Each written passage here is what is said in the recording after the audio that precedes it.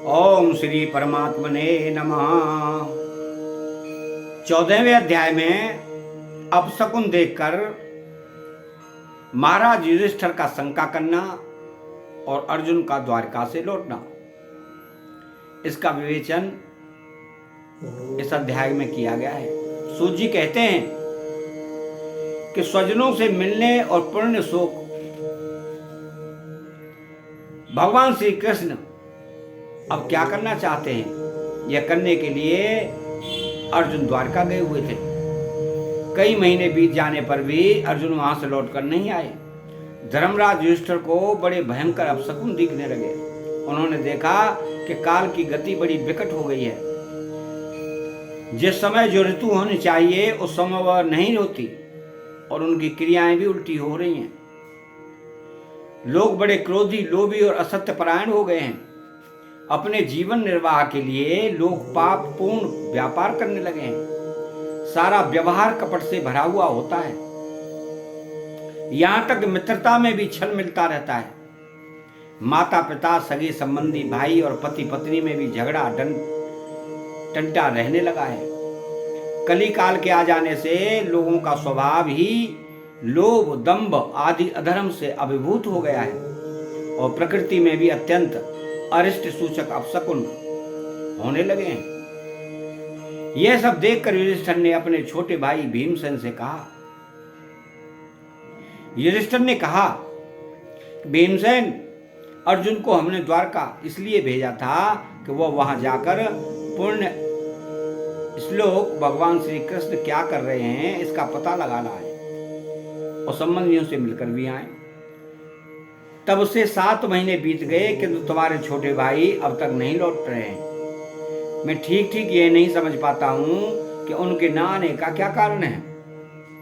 कहीं देवर्षि नारद के द्वारा बतलाया हुआ वह समय तो नहीं आ पहुंचा है जिसमें भगवान श्री कृष्ण अपने लीला विग्रह का संवर्णन करना चाहते हैं। उन्हीं भगवान की कृपा से हमें यह संपत्ति, राज्य, स्त्री, प्राण, कुल, संतान, शत्रुओं पर विजय और स्वर्ग आदि लोगों का अधिकार प्राप्त हुआ है।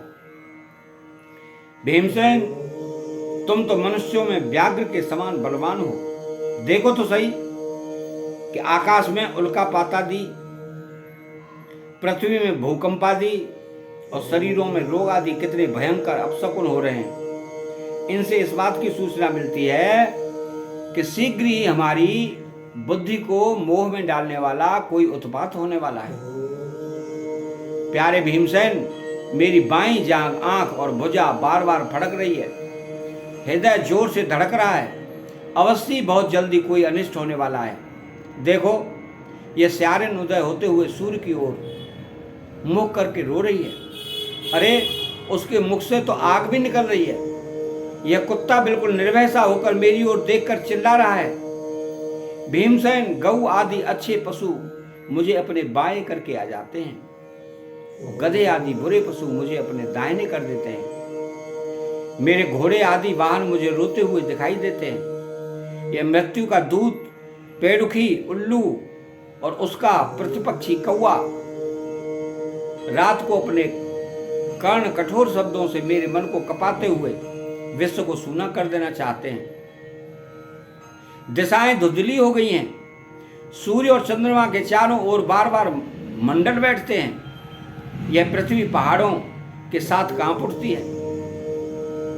बादल बड़े जोर जोर से गरजते हैं और जहां तहां बिजली भी गिरती ही रहती है। शरीर को छेदने वाली एवं धूली वर्षा से अंधकार फैलाने वाली आंधी चलने लगी है। बादल बड़ा डरावना दृश्य उपस्थित करके सब ओर खून बरसाते हैं। देखो, सूर्य की प्रभा मंद पड़ गई है। आकाश में ग्रह परस्पर टकरा रहे हैं। भूतों की घनी भीड़ में पृथ्वी और अंतरिक्ष में आग सी लगी हुई है। नदी, नद, तालाब और लोगों के मन क्षुब्ध हो रहे हैं। घी से आग नहीं जलती। यह भयंकर काल न जाने क्या करेगा। बछड़े दूध नहीं पीते, गौएं दुहने नहीं देती। गौशाला में गौएं आंसू बहा बहा कर रो रही हैं। बैल भी उदास हो रहे हैं। देवताओं की मूर्तियां रोसी रही हैं। उनमें से पसीना छूने लगता है और वे हिलती डोलती भी हैं। भाई, यह देश, गांव, शहर, बगीचे, खाने और आश्रम श्रीहीन और आनंद रहित हो गए हैं। पता नहीं हमारे किस दुख की सूचना दे रहे हैं। इन बड़े बड़े उत्पातों को देखकर मैं तो ऐसा समझता हूं कि निश्चय ही ये भाग्यहीना भूमि भगवान के उन चरण कमलों से, जिनका सौंदर्य तथा जिनके ध्वजा, वज्र, अंकुशादि विलक्षण चिन्ह और किसी में भी कहीं भी नहीं है, रहित हो गई हैं। सौनक जी, राजा युधिष्ठिर इन भयंकर उत्पातों को देखकर मन ही मन चिंतित हो रहे थे कि द्वारका से लौटकर अर्जुन आए। युधिष्ठिर ने देखा कि अर्जुन इतने आतुर हो रहे हैं जितने पहले कभी नहीं देखे गए थे। मुंह लटका हुआ है, कमल सरी के नेत्र से आंसू बह रहे हैं और शरीर में बिल्कुल कांति नहीं है। उनको इस रूप में अपने चरणों में पड़ा देखकर युधिष्ठिर घबरा गए। देवर्षि नारद की बातें याद करके उन्होंने सुहृदों के सामने ही अर्जुन से पूछा। युधिष्ठिर ने कहा कि भाई, द्वारकापुरी में हमारे स्वजन संबंधी मधु, भोज, दसाई, आर्ह, शाश्वत, अंधक और वृषणी वंशी यादव कुशल साथित तो हैं। हमारे माननीय नाना सूरसेन जी प्रसन्न हैं। अपने छोटे भाई सहित मामा वसुदेव जी तो कुशल पूर्वक हैं। उनकी पत्नियां, हमारी मामी देवकी आदि सातों बहनें अपने पुत्रों और बहुओं के साथ आनंद से तो हैं। जिनका पुत्र कंस बड़ा ही दुष्ट था, वे राजा उग्रसेन अपने छोटे भाई देवक के साथ जीवित तो हैं ना। हृदिक उनके पुत्र कृतवर्मा, अक्रूर, जयंत, गद, सारण तथा शत्रुजित आदि यादव वीर सकुशल है ना। यादवों के प्रभु बलराम जी तो आनंद से है ना।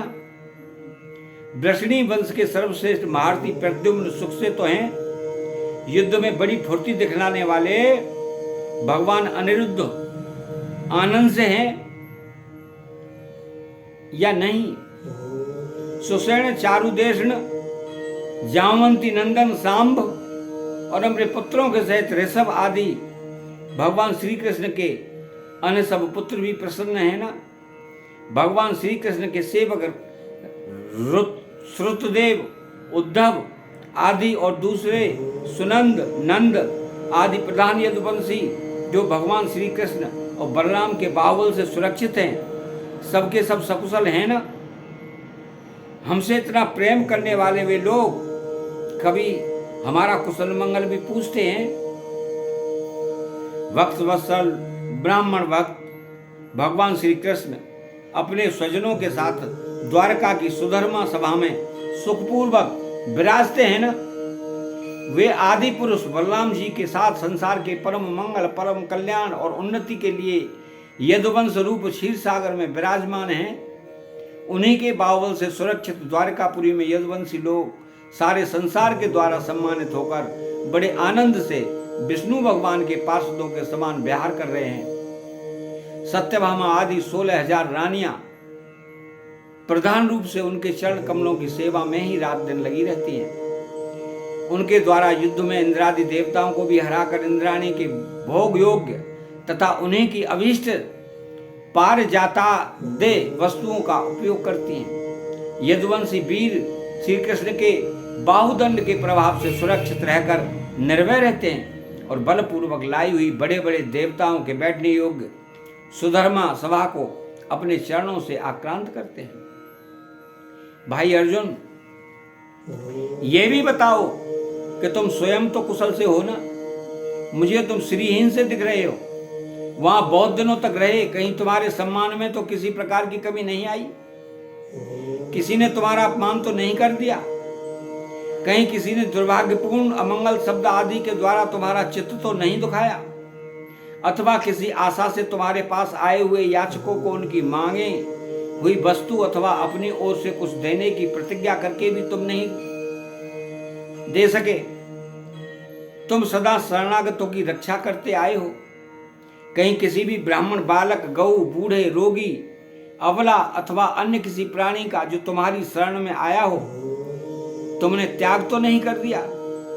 कहीं तुम अगम्य स्त्री समागम तो नहीं किया? अथवा गमन करने योग्य स्त्री के साथ असत्कार पूर्वक समागम तो नहीं किया? कहीं मार्ग में अपने से छोटे अथवा बराबरी वालों से हार तो नहीं गए? अथवा भोजन कराने योग्य बालक और बूढ़ों को छोड़कर तुमने अकेले ही तो भोजन नहीं कर लिया? मेरा विश्वास है कि तुमने ऐसा कोई निंदित काम तो नहीं किया होगा जो तुम्हारे योग्य ना हो न हो। अपने परम प्रियतम अभिन्न हृदय परम सुहृद भगवान श्री कृष्ण से तुम रहित हो गए हो। इसी से अपने को शून्य मान रहे हो। इसके लिए दूसरा कोई कारण नहीं हो सकता जिससे तुमको इतनी मानसिक पीड़ा हो। अर्थात 14वां अध्याय यही समाप्त होता है। चैनल को सब्सक्राइब करें, बेल आइकन घंटी को दबाएं और कमेंट बॉक्स में राधे श्री कृष्णा लिखें। जय श्री कृष्ण।